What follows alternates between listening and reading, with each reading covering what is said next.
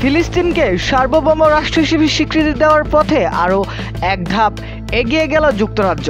France, Spain ও আয়ারল্যান্ডের পর এবার ব্রিটিশ প্রধানমন্ত্রী কিয়ার স্টারমার ঘোষণা দিলেন, যদি ইসরায়েল গাজায় চলমান সংঘাত বন্ধ করার কার্যকর পদক্ষেপ না নেয় তাহলে আগামী সেপ্টেম্বরে জাতিসংঘে সাধারণ পরিষদ অধিবেশনে ফিলিস্তিনকে রাষ্ট্র হিসেবে স্বীকৃতি দেবে যুক্তরাজ্য।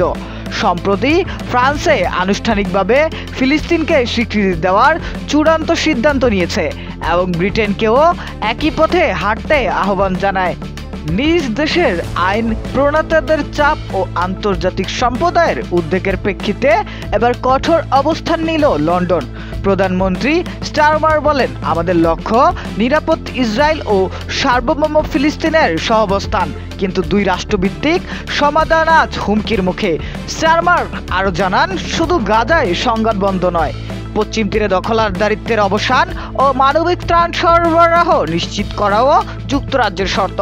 এই শর্ত পূরণ না হলে সেপ্টেম্বরে জাতিসংঘ অধিবেশনে ব্রিটেন ফিলিস্তিনকে স্বীকৃতি দেবে বলে হুঁশিয়ারি দেন স্টারমার। তবে এই ঘোষণার পরপরই তীব্র প্রতিক্রিয়া জানায় ইসরায়েল। ইসরায়েলের প্রধানমন্ত্রী বেনিয়ামিন নেতানিয়াহু ব্রিটেনের সিদ্ধান্তকে হামাস সন্ত্রাসবাদকে পুরস্কৃত করা বলে আখ্যায়িত করেন। তিনি বলেন, ফিলিস্তিনের মতো একটি জিহাদি রাষ্ট্র ভবিষ্যতে ব্রিটেনের জন্য হুমকি হয়ে দাঁড়াবে। এই ইস্যুতে সম্প্রতি স্কটল্যান্ড সফরে থাকা মার্কিন প্রেসিডেন্ট ডোনাল্ড ট্রাম্প সাংবাদিকদের প্রশ্নের জবাবে বলেন, এই বিষয়ে আমাদের মধ্যে কোনো আলোচনা হয়নি। আমি ব্যক্তিগতভাবে মনে করি এই পদক্ষেপ মানে হামাসকে উপহার দেওয়া। আমি সেই দলে নেই, বরং এটি সমর্থন করি না। উল্লেখ্য, এর মধ্যে বিশ্বের 139টি দেশ ফিলিস্তিনকে স্বাধীন রাষ্ট্র হিসেবে স্বীকৃতি দিয়েছে। গত বছর স্পেন, নরওয়ে, আয়ারল্যান্ড এই তালিকায় যুক্ত হয়।